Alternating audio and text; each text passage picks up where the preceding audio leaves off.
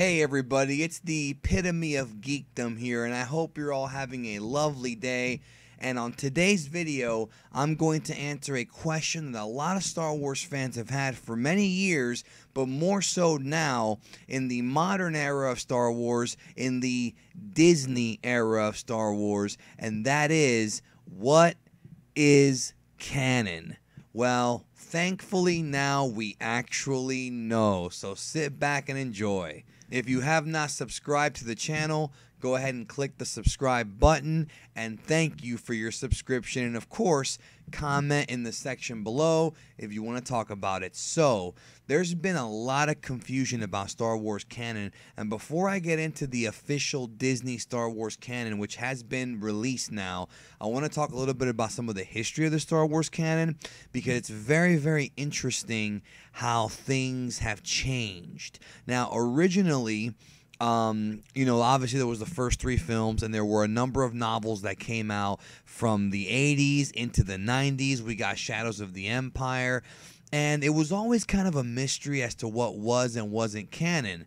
I remember reading that George Lucas himself actually said at one point in the past that the only books that he considered canon were the Han Solo books. That's what he said at one time. The ones that were written way back, I believe, in the 90s. Of course, the Timothy Zahn books are also very beloved, but I don't remember George actually saying they were canon, but he did endorse Timothy Zahn as a writer, and he is a great writer. So, before Disney purchased Star Wars from LucasArts, the original canon for Star Wars was very simple, and we're talking about 2011, I think is when the purchase was made, or 2012, I think it was. And the original Star Wars canon was as follows. According to LucasArts and George Lucas, Star Wars Episode 1, 2, 3, 4, 5, 6 were canon. The 2008 Clone Wars cartoon, not the 2003 one, the CGI one from 2008, that was canon. Star Wars Knights of the Old Republic, both games, were also canon. I believe Star Wars The Force Unleashed 1 and 2 were also canon. And Star Wars Rebels, which had just started, I think, or was about to start, was also canon, as well as the live-action TV show, which George Lucas and Rick McCallum had talked about doing for years. That was supposed to be canon, but we never got that made. Now, there's a lot of interesting stuff that has been debated about whether or not it was canon. And what they did, and many of you Star Wars fans already know this, but there's some of you that might not, is they considered all of the books that were not in the stuff that I just told you about right now, all of the books, the video games, and the comic books, including the Dark Horse series, all of this was considered the quote-unquote expanded universe. Now, the expanded universe, a lot of the hardcore Star Wars fans love the expanded universe because you could pretty much write about anything and not really have to worry too much, which kind of led to some, obviously there's going to be some plot holes and some contradictions because you've got different writers writing whatever they wanted. So to make everything easier, the stuff that I just told you guys about is all that was considered official Star Wars canon. Well, now that Disney purchased Star Wars, the first thing they did, well, not the first thing, but one of the things that they did recently is kind of analyze the expanded universe. Now, originally, they were going to rename the expanded universe the Star Wars Legacy Universe, but that has actually changed. Now, Disney's apparently saying that the expanded universe is now referred to as Legends. And basically what happened here, folks, is that Disney has pretty much scrapped the expanded universe completely. Some fans actually consider the expanded universe like a secondary canon because, like it or not, George Lucas actually did pull ideas from the expanded universe. In fact, Coruscant, which was not in any of the original Star Wars trilogy, it wasn't even mentioned in the original Star Wars trilogy, the original versions of the films, he took Coruscant from the Timothy Zahn books. So again, Lucas was known to, take things, not too many things, but he took things. Well, now Disney, their mentality behind this was, let's come in and tell new stories without really having to worry about any plot holes that have been created from stories from other authors of the past 30 some odd years. So Disney just said, forget it. None of that stuff ever happened. Star Wars The Force Awakens, we're going to write this stuff ourselves. We're going to basically take this franchise, very similar to what's going on with Terminator. This is not the first time this has happened, nor will it be the last. And we're just going to shape it into our image, like the book of Genesis, right? So here we go. Here we go. Now, this is going to hurt a lot of fans, but I know a lot of people loved the storyline in Star Wars Battlefront 2. When you play as the cloners that became stormtroopers, that story mode. Well, that's wiped out. That is wiped out. So I'm going to tell you right now the official Star Wars canon according to Disney. Here we go. The first piece of canon is the Star Wars main series of films. Episode 1, Phantom Menace. Attack of the Clones, Episode 2. Revenge of the Sith, Episode 3. A New Hope, Episode 4. Empire Strikes Back, Episode 5. Revenge of the it was Revenge originally. Return of the Jedi, Episode 6. The Force Awakens, Episode 7. Episodes 8 and Episodes 9. These are all now official Star Wars canon. Number 2, the Star Wars Anthology series of films, which is the Rogue One movie coming out in 2016. The other side films that are going to be Disney produced, these are all going to be canon. Brand new, Kathleen Kennedy. This is Kathleen Kennedy's Star Wars, is what this really is. She's the figurehead. She's like the Kevin Feige of this.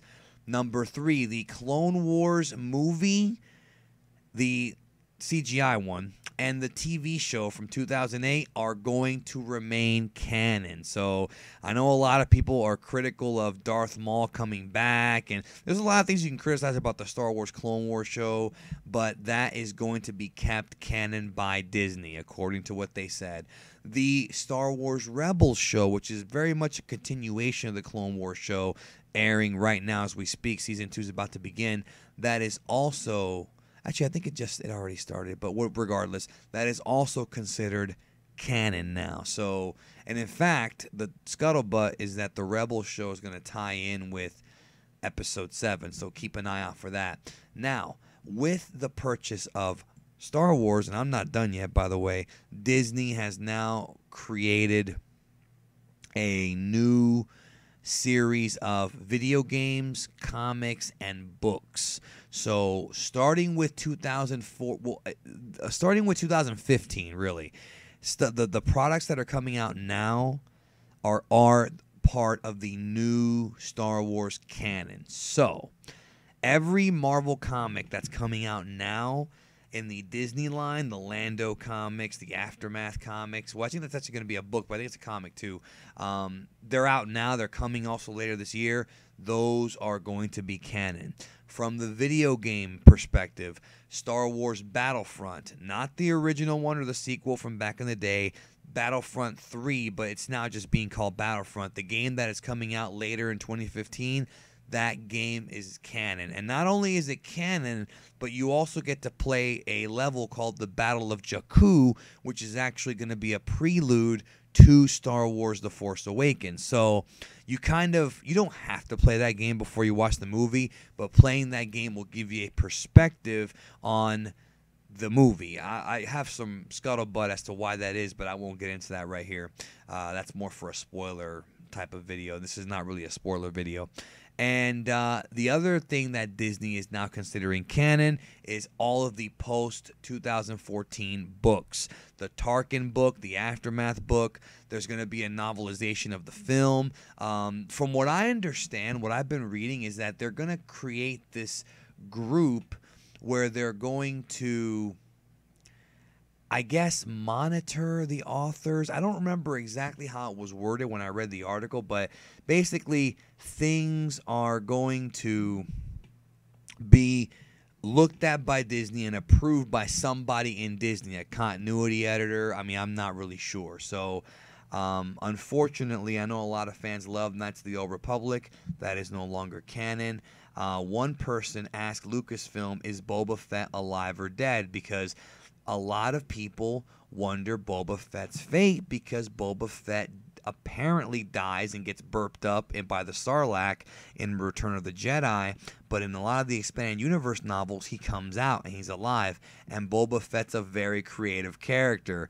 I'm sorry, creative. Well, he is creative, but Boba Fett's a very beloved character is what I meant to say. People love Boba Fett. So, Pablo Hidalgo said from Lucasfilm, Boba Fett is both simultaneously alive and dead in the Sarlacc pit until a story pulls him out. So what that means is that until we see a movie with Boba Fett, he's dead. Which tells me they're going to do whatever the hell they want, okay? That's the problem, folks. They're going to do what they want. You know what? I'm okay with that as long as they respect the franchise. I'm fine with it. So, now again, even though KOTOR is no longer canon, that's the Old Republic, doesn't mean they might not make it canon whenever they want. So, very interesting here. So that's kind of what's going on now. That is the official Star Wars canon right now. Now, just so everybody knows, that doesn't mean that the old expanded universe books are of no value. I guess you could see them as being alternate universes. I mean, it's called expanded universe. To see it as an alternate universe. Also, here's what I've learned about people, about all of us as humans. We're going to create our own damn canon, okay? So if you want to read an EU book and you want to say, okay, I like this story, I'm going to consider it real, fucking consider it real. You know what I mean? It doesn't matter. Personally, for me, I do that all the time. Like Rocky 4 and 5 never happened, if you ask me. I don't own the movies, they never happened. Even though there's some things I love about Rocky 4 and there's some great moments in Rocky 5, they never happened. To me, it's Rocky 1, 2, 3, Balboa, and maybe Creed if I like it, okay? Because then again, it's going to be tough because they're probably going to show Apollo dying. It's stupid. Some people think I'm an idiot, but it just helps me sleep at night, okay? So, once again, that's kind of how it works. But anyways, now that we know what Disney considers canon in the Star Wars universe, what they have decided is canon, now I want to know if that's going to change you guys' reading habits. Are you going to even bother with the new comics and the new novels? Are you going to, I mean, I'm sure if you're a hardcore fan, a really hardcore fan, you'll read them. But now everything, what Disney's trying to do, and I respect them for this, is they're trying to keep everything in order. And not let anything get out of hand. So, keep everything so that it's continuous, so that things make sense and there's no plot holes. But again, like I said, don't think that the old books are throwaways. You can still read them and get a lot of value out of them because a lot of those old EU books are very, very good. Anyways, that is the official Disney canon. That is the official Star Wars canon. Now you guys know. Hey, if you ask me, the prequels never happened. No, but again, subscribe, comment, let me know your thoughts, and spread the word about the channel. And we're going to see if we can have a great community here, talk about these things. But it's just good to actually, unlike a lot of other things that I'm into, like Dragon Ball, for example, the canon here is not that complicated anymore. Disney's like, you know what? This is it. We're announcing it. Now you know what's real. Now you know what's not. At least they're talking to us. So, again, thank you for watching the video. And take care of yourself and each other.